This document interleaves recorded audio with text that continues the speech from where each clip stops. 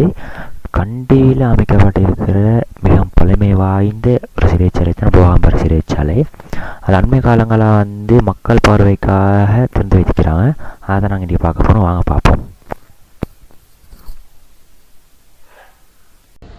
Entrance இது வரப்போலே அழகான ஒரு ட்ராயிங் ஒன்று பண்ணி வச்சுக்கிறாங்க. ஸ்ரீலங்கா வரலாற்றை குறிப்பிட்ட மாதிரி யானை, பூஜித்துவ மார்கள், தண்ணி அப்படின்ற மாதிரி.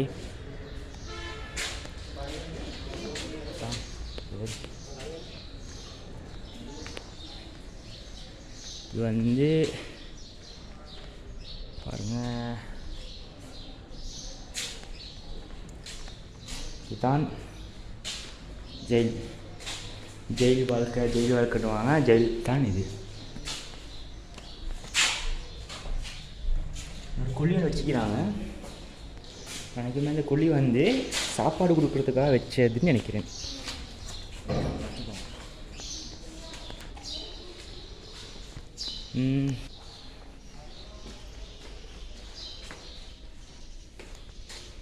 இது வந்து அவங்க குளிக்கிற இடங்கள். இது போகலாம் மறைச்சி வச்சுக்கிறாங்க. வாழ்க்கையில் நிறைய பேர் தப்பு செய்வாங்க, தவறு செய்வாங்க. ஆனால் இந்த வாழ்க்கைன்றது வந்து மிகவும் ஒரு பயங்கரமான வாழ்க்கை. பாருங்கள், இதில்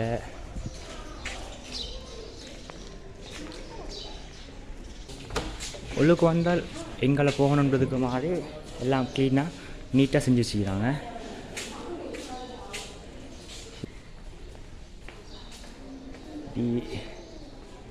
DB9R27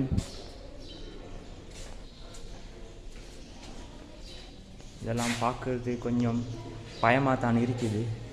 என்னென்றால் ஒன்று மாதிரி ஒரு அடையாளங்கள் போட்டு வச்சுக்கிறாங்க. இது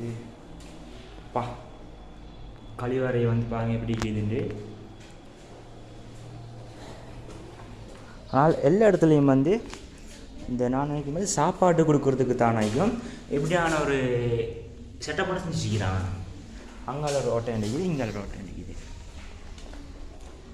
இதெல்லாம் கழிவறையெல்லாம் வந்து உள்ளே இருக்குது. நீங்கள் சொல்ல அட்டாச் பாத்ரூம். ஆனால் அட்டாச் பாத்ரூம்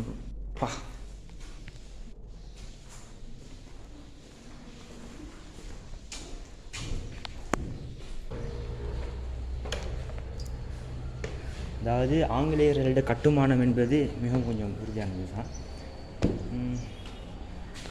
இது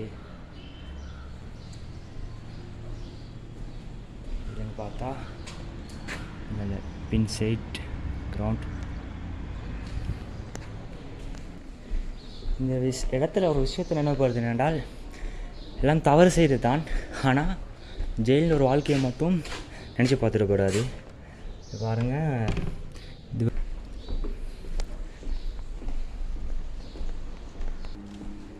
இந்த கட்டிடமெல்லாம் பாருங்கள் வெறும் செங்கலால் தான் நிற்குது. செங்கலும் மண்ணாலையும் தான் நிற்குது.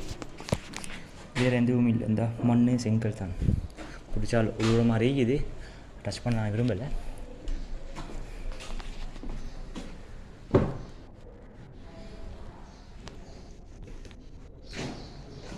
மேலே இப்போ பார்த்தாலும் மேலே மூடி பார்ப்போம் என்னென்ன ஐக்குதுன்னு இல்லை. நான் பார்க்கக்குள்ள ஏதோ மாதிரி இருக்குது. வேறு நிறைய கிறுக்கலை இருக்குது இதில். இதெல்லாம் வந்து அவங்க எழுதினதா, ஜெயிலில் இந்த வசித்தவங்க எழுதினதா, இல்லாட்டி வந்து விசிட் பண்ணவங்க எழுதினா தெரியா. சரி, நான் அதை வந்து நான் சொல்ல விரும்பலை.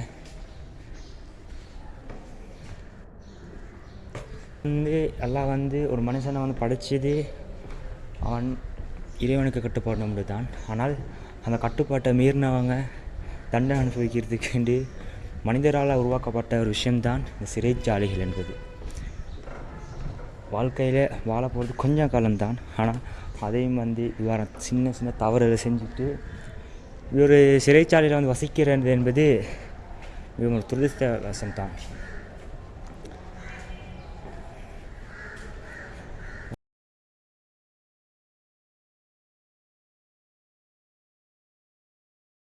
எல்லா கதவுலேயும் சின்னதொரு ஓட்டை அடிக்குது. அவங்க முன்னுக்கு பார்த்து போய்ட்டும் அப்படின்னு ஒரு நோக்கத்துக்கு வந்து நினைக்கிறேன். எல்லாம் சின்ன ஓட்டைகள் தான். இதில் 2 விஷயம் மென்ஷன் ஆகும். ஒன்று வந்து வெளியிருந்து காவலர்கள் வந்து உள்ளுக்கு என்ன செய்யலாம்னு பார்க்குறதுக்காக இருக்கலாம், அல்லது வந்து உள்ளுக்கு இருந்து அவரை வெளியே பார்க்கணும் என்பதற்காகவும் இருக்கலாம். அதுக்காக தான் இந்த சீரோ துவல் என்று இணைச்சி நினைக்கிறேன். இந்த நிர்மாணத்தோட கதவின் தடிப்பத்தை கொஞ்சம் பாருங்கள். இந்த டோர்ட உட்டாலும் செய்யப்பட்டிருக்குது, ஆனால் சரியான பாரமாக இருக்குது, ஹெவி கூட. இது இந்த காலத்து கட்டிட நிர்மாணங்கள் அப்படி தான். இங்கே பார்த்தா விளங்கும் உங்களுக்கு.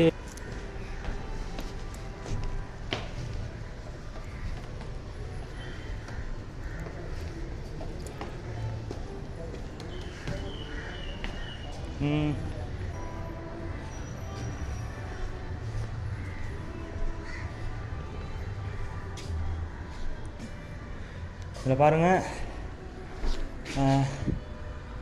ட்ரெஸ் மாட்டுறதுக்கான ஒரு ஏற்பாடு செஞ்சுக்கிறாங்க. சின்னதாக ஒரு கண்ணாடி. இந்த டிசைன்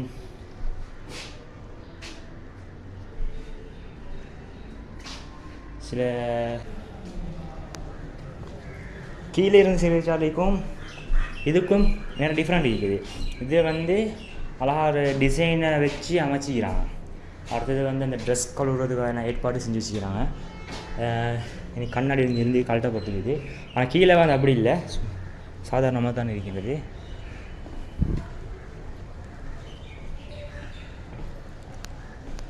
இதெல்லாம் வந்து ஏக்கா கட்டப்பட்டது எனக்கு தெரியாது. தெரிஞ்ச யாரும் இருந்தால் காமெண்ட்டில் போடுங்க.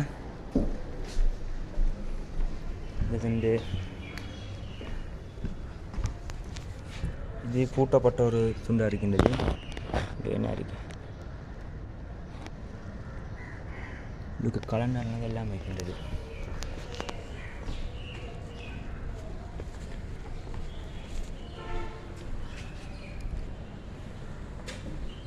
ஒரு அழகான ஒரு க்ரியேட்டிவிட்டியான ஒரு ட்ராயிங் ஒன்று பாருங்கள்.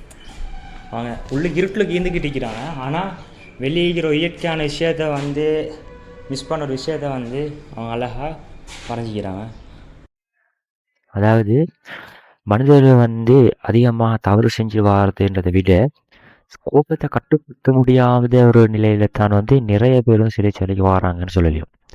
ஏதாவது சின்ன ஒரு பிரச்சனைக்காக அவனை கோபத்தை கட்டுப்படுத்த முடியாமல் ஒரு சுச்சுவேஷன் ஏற்பட்டு அதில் ஒரு கொலையோ ஒரு அடிப்படை ஏதோ ஒரு ஏற்பாடு நடந்து அந்த நிலையில தான் அதிகமாக சிறைச்சாலைக்கு வருவது நான் காலையிலும்.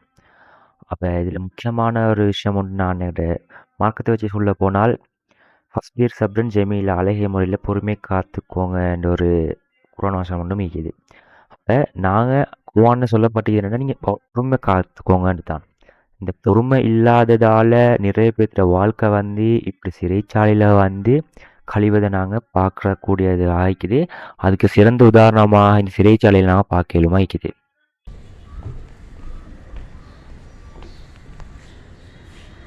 ஒரே பார்வையில் போகம்பர சிறைச்சாலையில் உள் தோட்டத்தை பாருங்கள். இதுதான் அந்த உள் தோற்றம், கூரையிட அமைப்பு.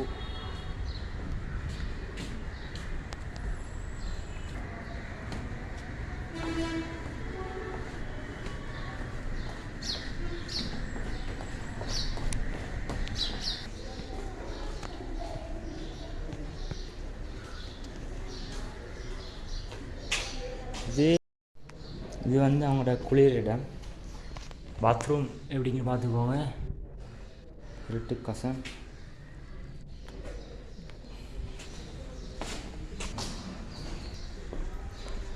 இது வெளியே அந்தாச்சு.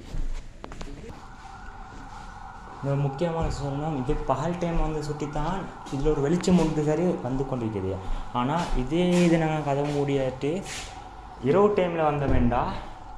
நினச்சி பாருங்கள், இதில் ஒரு எப்படியான ஒரு இருட்டு ஒன்று இருக்கும். இந்த இருளே வசிக்கிற ஒரு நிலை ஒன்று தான் அவங்க காணப்படும். இதில் பாருங்கள், செட்டப் வந்து இது வந்து சாப்பாடு கொடுக்கறதுக்கான ஒரு மெத்தடில் செஞ்சு வச்சுக்கிறாங்க. இந்த தாரை இதாக்கி வச்சு இதால் சாப்பாடு வரும் போகும். அதுக்கான இதுதான் எப்படி செஞ்சுக்கிறாங்க.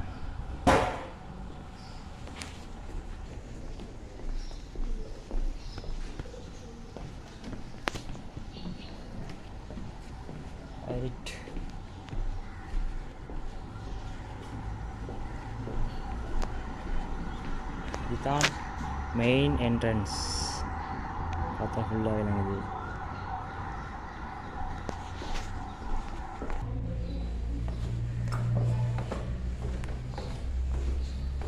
முக்கியமான இடத்த பார்க்கணும் என்னென்றால் சிறைச்சாலைக்கு வந்தால் கட்டாயம் பனிஷ்மெண்ட் ரூம். நான் அதான் பார்க்க போகிறோம். வாங்க பாருங்க, உள்ளுக்கு வந்தாச்சு. இருட்டு கசம்.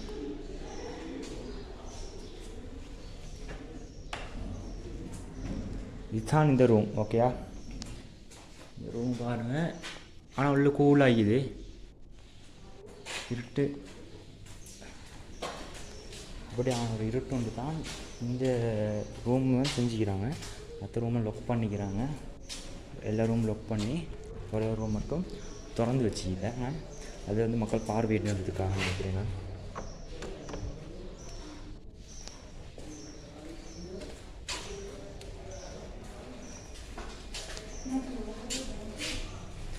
லாக் பண்ணிக்கிறாங்க பாருங்கள். இது இந்த கதவை மூடினா, கதவை மூடிட்டு பார்ப்போம் எப்படி இருக்குன்ட்டு. ஃப்ளாஷ் லைட்டை நான் ஆஃப் பண்ணுறேன். இது தான் தனி இருட்டாகிடுது. இங்கே மட்டும் வெளிச்சம் வருது. யாவானா அதுவும் இல்லை.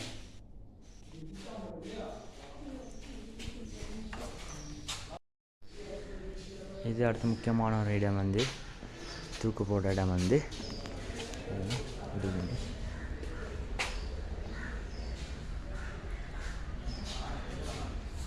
இது வந்து தூக்கு போட்ட இடம் தான். இது அதுக்கு முன்னுக்கு